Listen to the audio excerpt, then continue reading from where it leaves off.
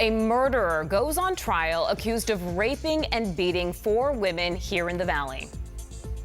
He's already serving time for one of the most heinous crimes you can think of, killing his own mother in cold blood.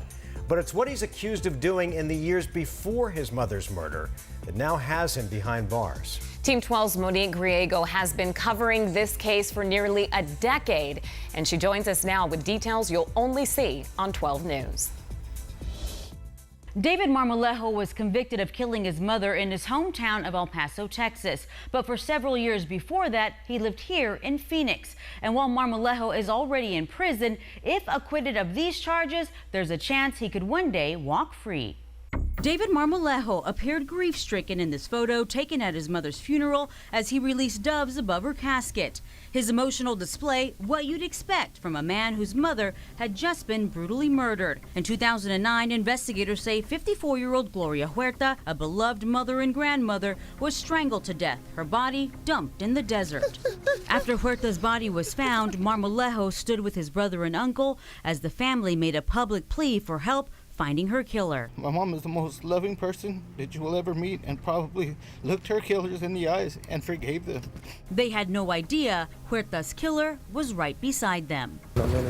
A few weeks after the funeral, El Paso police arrested Marmolejo for his mother's murder. He came across as like this really anguished guy, so I think that's what added to the shock factor, is that it came out that it was him. Adriana Chavez covered the case for the El Paso Times. I think a lot of people related to her as like their mom. But that's only part of why this case captivated the community. I think the main thing was that this relationship he had with his stepsister. Prosecutors said Marmolejo's motive was that his mother didn't approve of the then 29-year-old having a romantic relationship with his 18-year-old stepsister, a stepsister who, after being given immunity, told jurors she helped Marmolejo dispose of his mother's body. The first trial, they just didn't believe her. They didn't like her demeanor on the stand. Marmolejo's first trial ended in a hung jury, but a few months later, he was convicted and sentenced to 54 years in prison.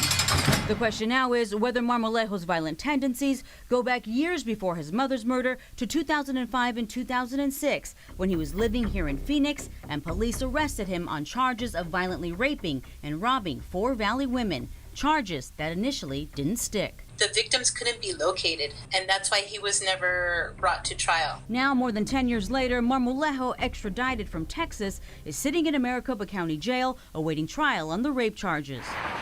Police say his alleged victims, later identified as known prostitutes, gave terrifying accounts of being raped and beaten at gunpoint. And while it's unclear what new evidence prosecutors have against him, with Marmolejo eligible for parole in 20 years, a conviction here in Phoenix could put him behind bars for good. We reached out to Marmolejo's attorney, but so far have not heard back. We'll keep you posted. Monique Griego, 12 News.